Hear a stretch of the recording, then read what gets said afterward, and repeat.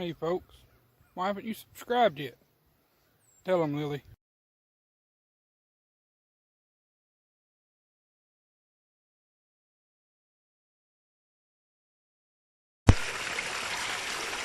Hey folks, how's everybody doing?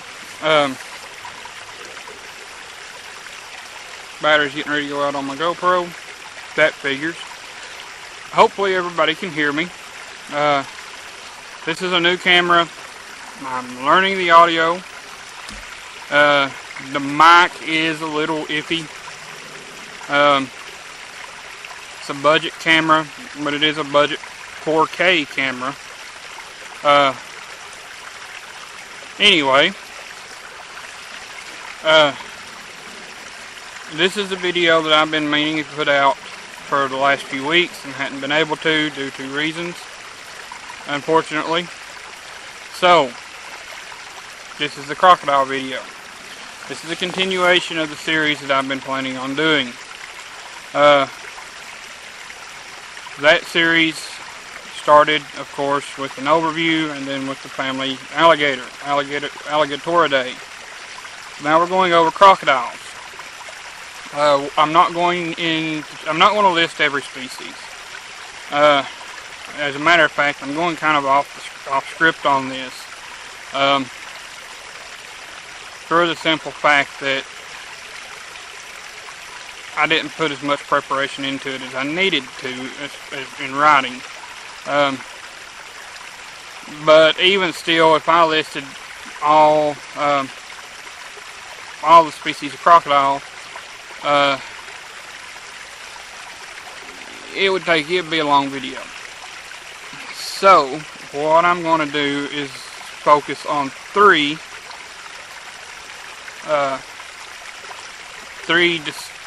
species that come in contact with people a lot. I'll mention another one that does the same, and a few others, but I'm not going to into any detail. Crocodiles, like alligators, and all other crocodilians, are ambush predators. Phone went off.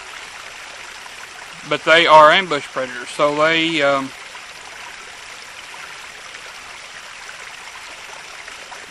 as this video is getting ready to play, you'll see what I'm talking about. This is a Nile crocodile. It is rather gruesome, so be warned. This is a feeding from a river crossing, but anyway, as you've seen, this is pretty violent. They are immensely powerful, dragging down wildebeest, zebra, humans, those kind of things. So the first species I will talk about is the Nile crocodile. The Nile crocodile is rather famous. It is one of the largest species of crocodilian, one of the two largest. It is believed to reach lengths of up to 20 feet by some estimates. That's enormous.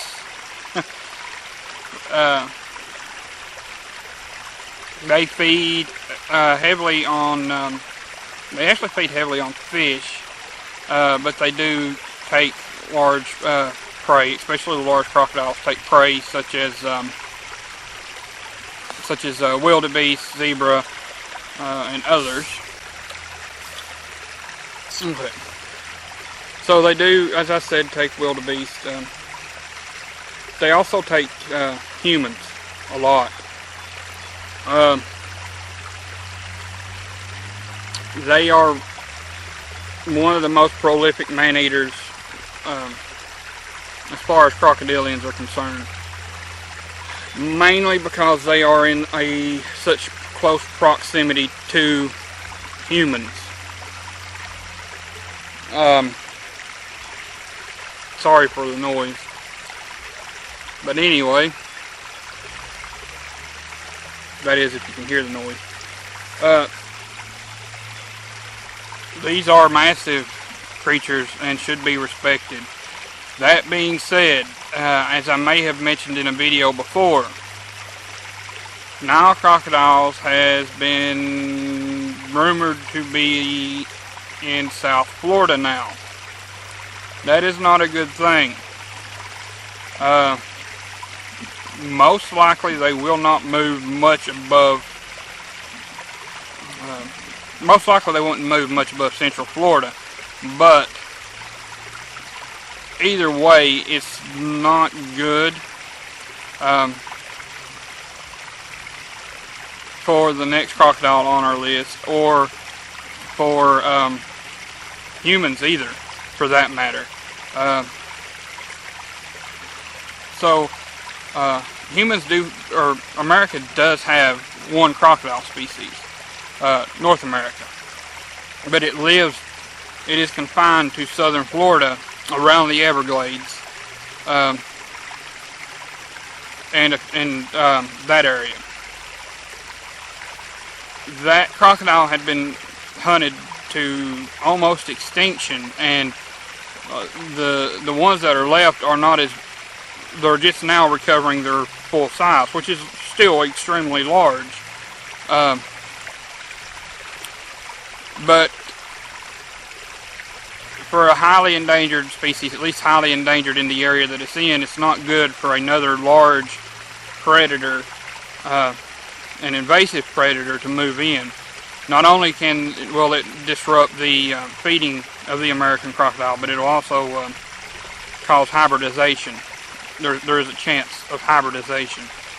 And for those of you who do not know, hybrids can grow massive. If you look at something like the mix between a lion and a tiger, a liger or a tigon, or those hybrids grow enormous. They're not good for the. They're not good for. It's not good for the environment, for the crocodiles. As a matter of fact, it's not good. Hybridization is not a good thing in general, when the two species are so far apart. Another thing, the Nile crocodile could bring in a disease that could spread to the American crocodile, and the American alligator for that matter. So these things that's not good. So now let's speak about the American crocodile. As I'd said, in the U.S., the size is just now starting to reach back to its maximum size, or to its larger size. These things can get huge. Some estimates of up to 18 feet. The American crocodile is easily distinguished from the Nile crocodile if you know what you're looking for. Along the skull, right in front of the eyes, they have a hump. The picture here will show you. They also have a kind of a more slender snout. Not largely. I mean, it's not, the difference isn't great, but it is there. These are amazing species. Like I said, that had unfortunately been annihilated. Almost annihilated from the continental U.S. Luckily, they do have a larger range. They're not confined to just the U.S. They are in Central America, parts of maybe the northern part of South America, if I remember right. And they're also they are in places like Cuba and some of the other Caribbean islands. They do cause, they don't in America, in North America, in Florida, they've not caused any real trouble. They've taken a few dogs, maybe. There's been one video of an American crocodile that was, when I saw the video, was said to have been near the Everglades National Park, and it showed an American crocodile having someone's dog in its mouth, swimming down the through the water under a dock. But as I was saying, because they were hunted so heavily, their size in America had been kind of small. All the large ones had been killed. Through conservation, luckily their numbers have grown some, and not only have their numbers grown, but they've been able to reach a larger size. American crocodiles feed on a lot of fish. Now, there are besides the American crocodile, there are 3 other crocodiles in North America, or not in North America, but in the Americas, in the Western Hemisphere. You have the Nile Crocodile, which is in Central America, the Orinoco Crocodile in northern South America along the Orinoco River Basin. That is on the skull design of that is similar. It's a lot like a gharial. It's got a real long, slender snout. Well, more like a Johnson's crocodile, or a Australian freshwater crocodile. Only the Orinoco gets huge. It's another 15, 18-foot crocodile. They are highly endangered. There's a really good breeding program going on with those, however. And then the other crocodile, which I will actually be hopefully having some footage of soon, is a Cuban crocodile. Cuban crocodiles are kind of small. I mean, they're not 20-foot. They're not 20-foot monsters. I'll say monster, but I'm not in a metaphorical term. They're not enormous. But they are. They're maybe half that size, up to 10 feet, maybe a little more. But they're not. They've been known to be somewhat aggressive, and they are highly and they're intelligent. They were the ones who through working with crocodiles in certain zoos in Florida, they were working with the Cuban crocodiles, and they found out that they could recognize names. They had named 3 crocodiles, as people do, and when they got to notice, and when it was feeding time, they would call the name of a crocodile, and that crocodile would come to the food. Before that point, it was thought that crocodiles couldn't be trained that way, and they've actually started a training program with crocodilians. So that it showed that crocodiles are smarter than previously thought. So the Nile crocodile is in a large portion of Africa. Of course, there are other African crocodiles, anywhere from a 6-foot dwarf crocodile up to the Nile. There's a slender snout, but Asia, Australasia, is where the true giant lives. Now that is the Indo-Pacific, or saltwater crocodile, estuarine crocodile. This is the crocodile that you see the crocodile hunter work with a lot.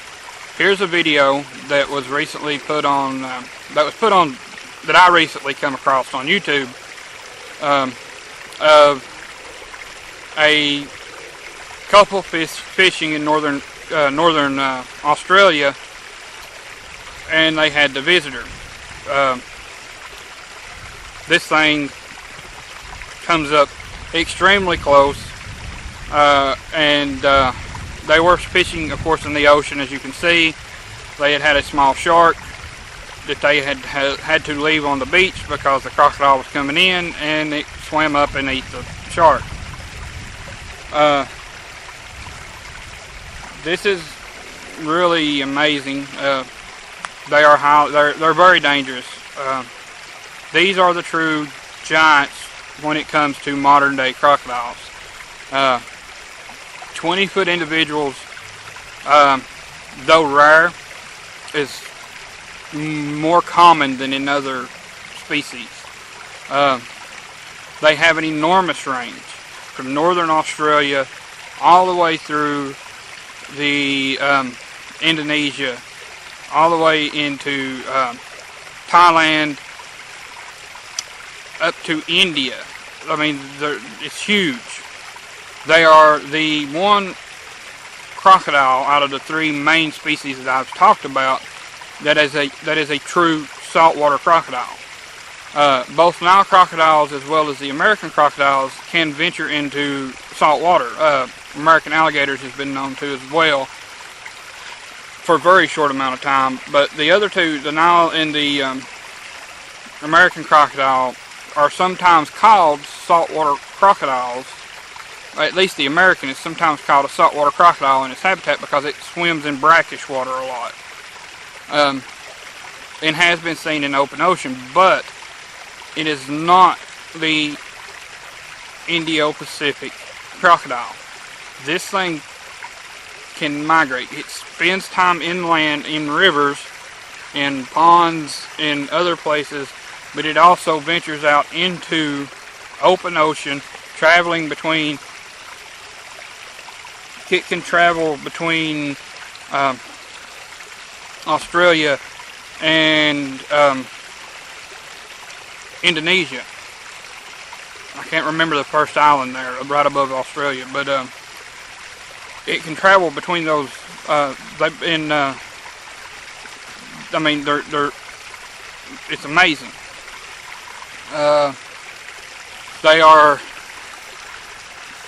They have been known to kill people quite often, and unfortunately,